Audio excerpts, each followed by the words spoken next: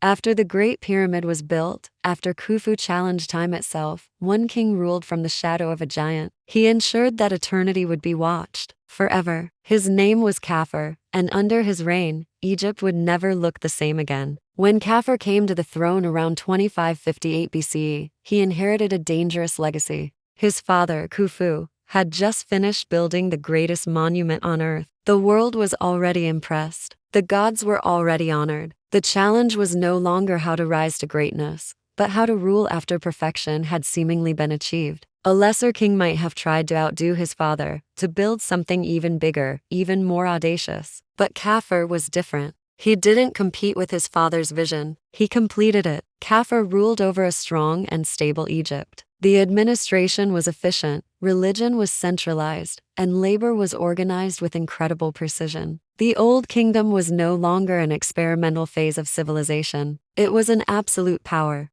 Khafre understood a critical principle of leadership. True power must be maintained, not constantly reinvented. He wasn't a revolutionary. He was a consolidator, a king who knew that stability was its own form of genius. His reign was a testament to the idea that sometimes the most powerful act is to strengthen what already exists. And so, he chose Giza for his own pyramid, right beside his father's colossal structure. On paper, Khafre's pyramid is slightly smaller than Khufu's, but he made a brilliant choice. He built it on higher ground. From a distance, an optical illusion makes his pyramid appear taller. This was no accident. It was powerful symbolism. Khafre was making a profound statement to his people and to posterity. He was saying, "I do not seek to surpass the past. I stand above it, building upon its foundation." Today, his pyramid is unique because it still retains part of its original polished limestone casing near the peak. It offers us a rare, breathtaking glimpse of how dazzling these monuments once were, shining like brilliant white jewels under the Egyptian sun.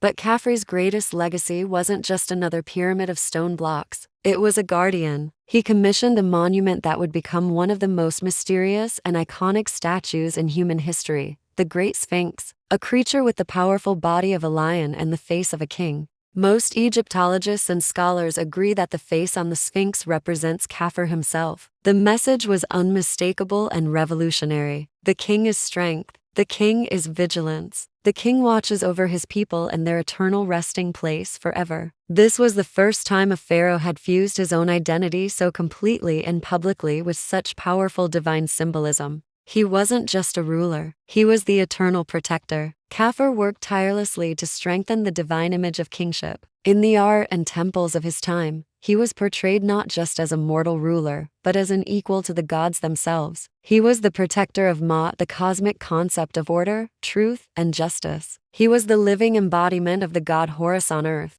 One of the most famous statues ever discovered, the magnificent diorite statue of Khafre, captures this perfectly. In it, he sits calm, eternal, seemingly untouched by time. The falcon god Horus embraces the back of his head, a symbol of divine protection and guidance. This isn't a portrait of a man. It's not immortal. It's a god carved from stone, designed to last for eternity. Under Khafre's firm rule, Egypt enjoyed a period of absolute order. There are no known records of rebellions or civil fractures during his reign. There was no chaos. The kingdom functioned like a perfect, well-oiled machine. Trade routes flourished, bringing wealth and exotic goods into Egypt. The granaries were full, ensuring the people were fed. Temples thrived, honoring the gods and reinforcing the king's divine status. This era represents the very peak of the Old Kingdom's centralized authority, a golden age of stability and power. Interestingly, for a king who left such a monumental mark on the world,